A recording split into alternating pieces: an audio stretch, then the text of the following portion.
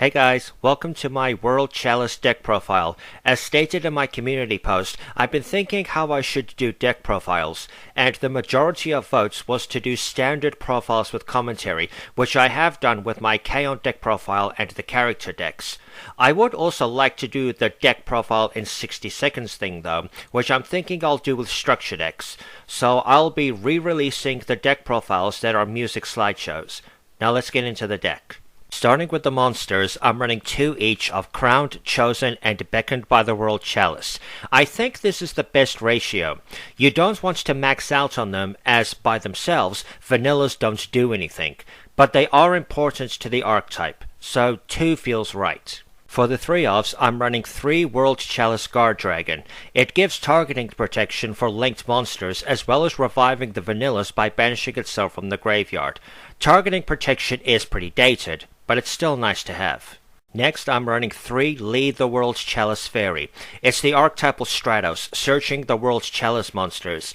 It can also recur itself, which is a good combo with another card in the deck, or if you have too many vanillas in your hand, this can help with that.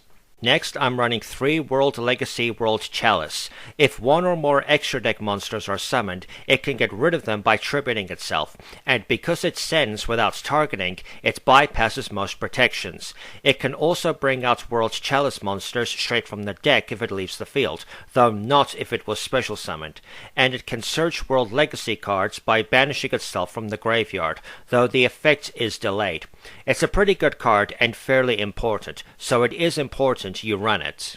For the 2-ofs, I'm running 2 World Legacy World Lance. It's an attack redirector for World Legacy monsters, it's a pseudo-honest for Link monsters, and it can generate tokens if anything is summoned from the extra deck, though because it summons them to both players' fields, you really don't want to summon this card. It's best kept in your hand for the attack debuff. Next, I'm running 2 World Legacy World Crown. This can be special summoned to a zone one of your Link monsters points to. It's also a monster effect negate for extra deck monsters, and it can search World Legacy back row provided it was normal summoned or set. I just use it for the special summon, specifically in Master Duel, as I've also built the deck there. The final monsters I'm running are 3 Herald of Orange Light. This is part of the trio of main deck heralds that can negate and destroy cards, orange negating monster effects. I was originally running the Herald of Creation, Venus, and Mystical Shine Ball package, which works super well with this card, but I ended up cutting them to reduce the deck size, meaning Lee is the only target to use with Orange Herald, but it's still the best of the 3 heralds. Moving to the spells, I'm running 3 World Legacy Succession. This lets you revive monsters to zones your Link monsters points to. Not quite as generic as Monster Reborn, but if you have Links in the graveyard, this can help set up their arrows for co-linking. Next, I'm running 2 World Legacy's Heart. This lets you add 2 World Chalice monsters from your graveyard back to your hand, and gives battle protection to any of your Link monsters that are linked. It's unfortunate that it's only battle protection given that this was released in 2017, but it can reset the links. Next, I'm running 1 copy of World Legacy Discovery. It gives a little buff to the World Chalice monsters, and lets you revive World Chalice monsters if another one you control leaves the field by battle or an opponent's card effect, but it cannot bring back the links since it summons in defense. It's not the best field spell, so I'd not recommend running more than 1. For the more generic spells, I'm running 3 Unexpected Die. It's pretty much the best way to instantly summon the vanillas from the deck. It won't always be live, but it is recommended to be run. For the 1-ofs, I'm running 1 Foolish Burial. You can send Lee to recur her, or you can send World Chalice to set it up for the following turn. It would be good if there was an archetypal Foolish Burial so you could run more than 1. Next, I'm running 1 Pot of Avarice. I did try running 3, but World Chalice isn't really known, as far as I'm aware, for rapidly dumping monsters into the graveyard, so a lot of the time, the 2 extra Avarice would just be bricks, so I cut it down to 1. The final spell I'm running is 1 Called by the Grave. This is almost entirely for hand traps. It's a real shame it's still at 1, since a lot of rogue and lower decks would really appreciate the extra help. For the traps, I'm running 3 World Legacy Landmark.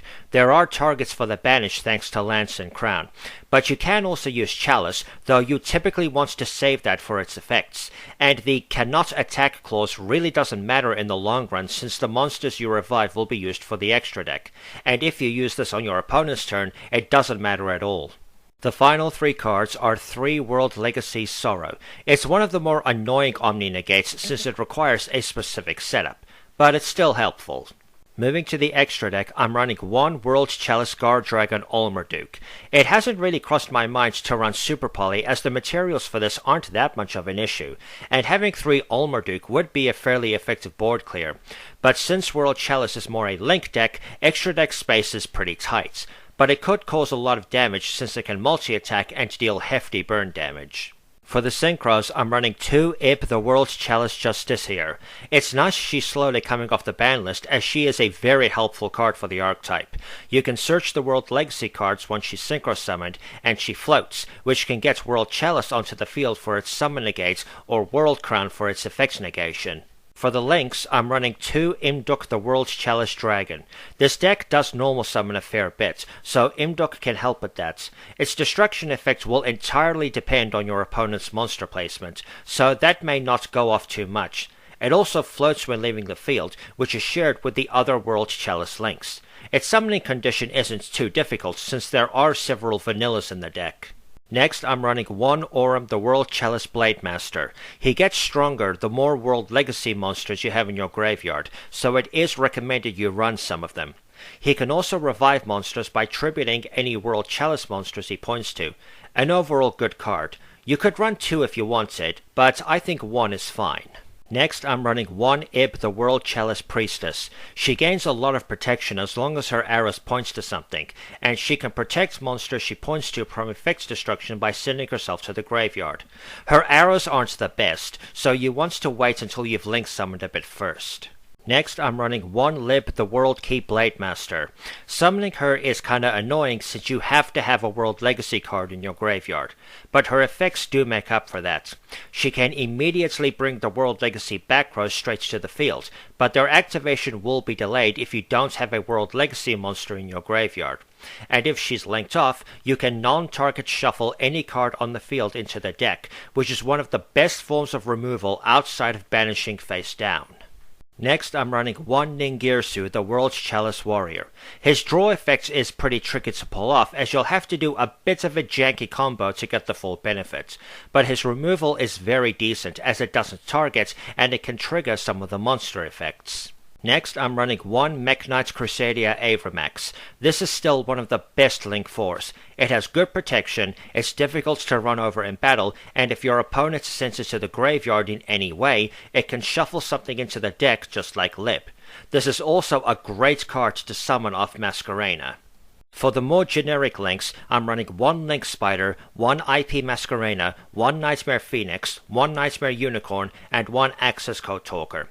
You might notice the lack of SP Little Knights. This deck is pretty old, so I wasn't really starting to include Little Knights into extra decks until fairly recently. I will probably update this deck in the future. If you guys have any suggestions for improvements, please let me know. And that's it for the deck. I really like the World Legacy storyline.